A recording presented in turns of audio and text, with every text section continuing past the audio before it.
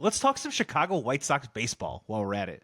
You're listening to Sports Talk Chicago with Joey Christopoulos right here on WLS AM 890, where we're always talking White Sox. I'm kidding. Not so much. I will do the best I can, though, because at my heart, I love the White Sox. I have my entire life.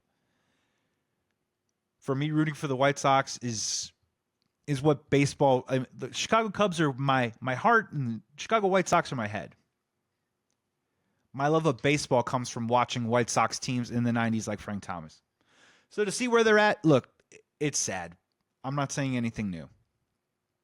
Unfortunately, with the Chicago White Sox, who I believe at this taping were 8-16 in spring training, it is going to be another rough year. Do the Chicago White Sox lose 120 games? I'm not so sure, but I'll be honest with you. I think they're going to get pretty close. Because I will tell you that there's less talent on this team than there was on last year's team to start the season. And then that team traded off a bunch of guys. They lost a ton of games. The White Sox are also going to try and trade a bunch of guys like Luis Robert Jr. And the same situation will happen in the second half of this year. Chicago White Sox are going to lose a lot of games. But I will say there is a small possibility it might look and feel just a little bit better than it did last year. The first one starts with the manager, Will Venable. Will Venable, cover your ears, White Sox fans, worked with Theo Epstein, worked for the Chicago Cubs, but also learned at the knee of Bruce Bochy. This guy has been around. He's been ready. He's been waiting for his shot. This is not a Pedro Grifol hire. You can already tell just the way that he interacts and talks with the press that this is going to feel a little bit different. I think for the first time in a while, the Chicago White Sox have a good teacher for a manager. They may have less talent on their team, but I think the Chicago White Sox are going to be taught, and maybe these young players will have a better shot at making it because of Will Venable and his coaching staff this year. So they could still lose 115-something games, and I promise you there is a world where it actually feels better to be a White Sox fan than it did last year. Pedro Grifol was never the guy, and unfortunately, when the bullets started flying and things started getting a little tight and a little hot, he curdled, and he didn't handle it well. And the players knew it, and the players bailed on it early. The whole thing was a mess, and it all caved in on itself. I think that there's going to be tough times for the Chicago White Sox, but I don't think the team or the roster is going to cave in on itself, and I think that's going to be because of the manager. Offensively, it's going to be really rough for the Chicago White Sox. Some names to learn, though, especially early on in the season. The first one is Brandon Drury, free agent. He's been kind of a vagabond around the major leagues, hitting the ball really well right now. One of the better bat speeds you're going to find on the team and across spring training.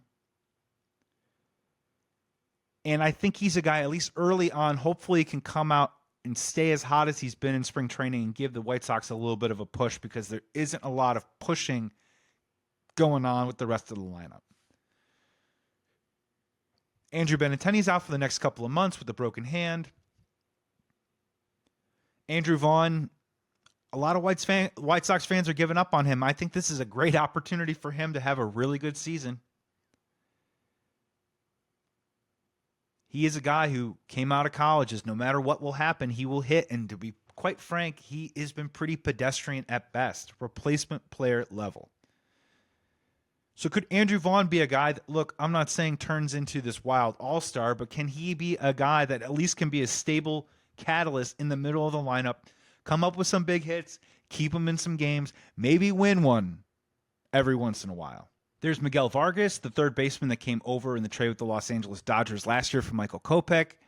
Did not play well to finish last year, and they made a meme out of him, unfortunately. If you've never seen the still photo of him alone at the end of the bench in a White Sox uniform, and it's like what it feels like to get traded from the Dodgers to the White Sox. I don't think mentally he was really ready for the poop show that Pedro Grifol was running out there last year with the Chicago White Sox. I think this year is a fresh start for him. At this point, as of this taping, he's hitting .343 in spring. Still a young player, was a highly regarded prospect in the Dodger system for several years, fell off the map just a little bit. Now he's here in Chicago. I don't know. I'm not going to say foundational piece, but can he be a guy that White Sox fans root for this year? Absolutely. Could he possibly be a guy that ends up in the 3, 4, 5 slot for this White Sox lineup? Maybe finishes the year with 20 home runs, maybe drives in 70. I think that would be a huge win. There's another player, also Chase Mydroth. Also came over in a trade. He's a little bit of a smaller package in terms of height. Probably a second baseman. They might try him out at shortstop a little bit. Again, bat to ball skills. Another guy that could possibly come up and play. Maybe give a charge at the top of the lineup. Maybe you put him in the leadoff spot. Maybe put him in the bottom. This is another guy who's a young player who does have a good hit tool that a lot of scouts believe could possibly become a semi-regular in the major leagues. So there are at least young players that may not be going out there to play winning baseball, but are going out there to try and cement themselves and develop major league careers. They might be some guys that you're able to root for a little bit on this team because it is scarce. I mentioned Luis Robert Jr. earlier. Where do I land on that? I land on, I believe Luis Robert Jr. should be traded. At this point, I think he's a great player. I do think that there's a world where maybe you could talk yourselves into building around Luis Robert. But again, some of the health issues, and then also last year, it was just really disappointing to see him come back and hit as poorly as he did. This is a guy that you're counting on, a guy that you actually want to be the face of your franchise, and he just simply was inept at the plate. The swing and miss rates were very up. They are down right now in spring training, and I just think you have to try and get him into a good place, go on a little bit of a good run, and just see what you can get for him on the open market. Because, again, by the time the White Sox, I believe, even attempt at 70, 80 wins, I'm not even talking playoffs, Luis Robert will probably be in his 30s. I believe he's 27 right now. So it's probably best that when the time is right, hopefully Chris Getz can get the return that he wants and move on from Luis Robert. And honestly, wipe the slate clean from that whole era. Because that era was a fever dream. And man, did I enjoy it. It was about 2 years. But when you look around, not only is the core of that team no longer on the team, a lot of that core is not even in the major leagues anymore or clinging on or trying to get major league jobs like Tim Anderson and Yohan Moncada, which is not a slam dunk that they make the opening day roster. Neither of them are really hitting the cover off the ball for the Los Angeles Angels right now. So by trading Luis Robert, you can just literally wipe the slate clean finally from that era and keep moving forward and try to build anew somewhere else. On the catching side, it is intriguing. They have Edgar Caro and they have Kyle Teal. Both of them intriguing players. Both of them can become regular starting catchers in Major League Baseball. I think neither of them are probably ready to contribute at the major league level. We probably will see them at some point this year. And another reason for optimism with the White Sox is, along with those two catchers, they have pitchers in the minor leagues like Noah Schultz and Hagen Smith that hopefully by July or August will be up in the major leagues making their major league debuts. And that was something that the White Sox lacked a little bit last year outside of a Drew Thorpe here, a Nick Nastrini there. Not a lot of guys that can come up to make their major league debuts and give Sox fans a little bit of a hope. The tiny glimmer at the end of the dark tunnel. There's going to be some of these guys coming up, and it will be, just for that one day or that one start, appointment viewing to see, hey, what does this kid got? Pitching will be a version of strength for the Chicago White Sox. Sean Burke, the opening day starter, has pitched great in the spring. His career was almost an afterthought. He's worked his way back, got injured, worked his way back. Now he's going to be the opening day starter for the Sox. Martin Perez should be fine. I want to see more of Jonathan Cannon, who, out of all the dismal darkness of last year, went out there every fifth day, whether he was getting his head kicked in or not, and put up some innings for this team and put in some good performances too as well along the way. They are going to have some intriguing starters that they're going to be able to throw out there, and we'll see if they can stay competitive, and that might turn into the strength for the Chicago White Sox. The bullpen is going to be a total grab bag. It's really tough to say exactly where that's going to line up and where that's going to land. I don't know who their closer is right now. They brought back a certain player who I don't really care to talk about right now that they had no business bringing back in the first place. So it's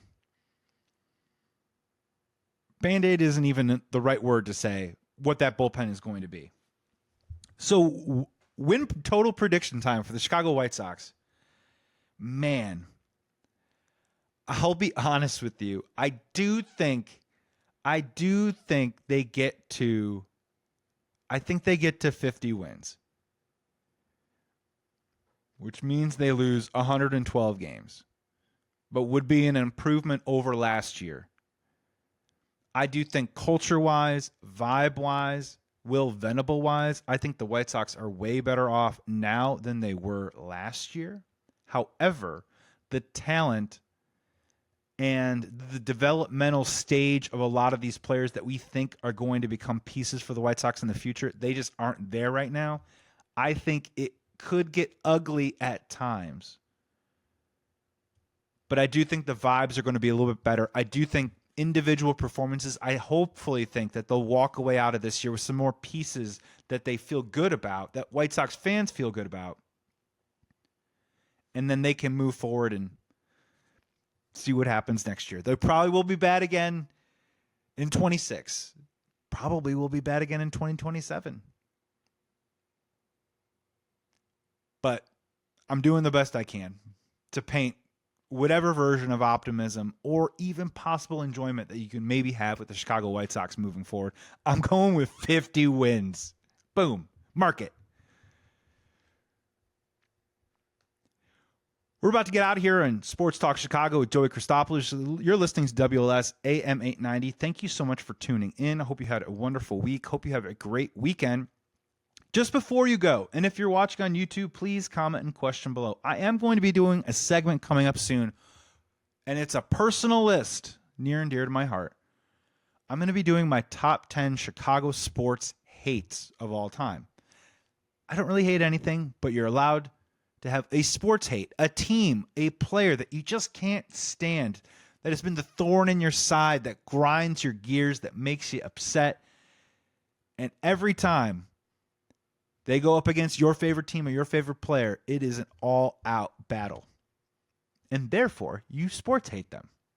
I want you in the comments and questions, or if you're listening on WLS AM 890, hop on over to YouTube, check out Sports Talk Chicago, and drop your comment and question below of what your top 10 Chicago sports hates are, or just throw in a couple there. A couple, teasers right now.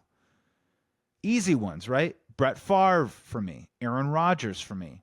The St. Louis Cardinals. The Detroit Red Wings. Bill Laimbeer. Just a small taste in my Chicago sports life of teams or players that simply just drove me up a wall. And I'm curious to hear what yours are as well.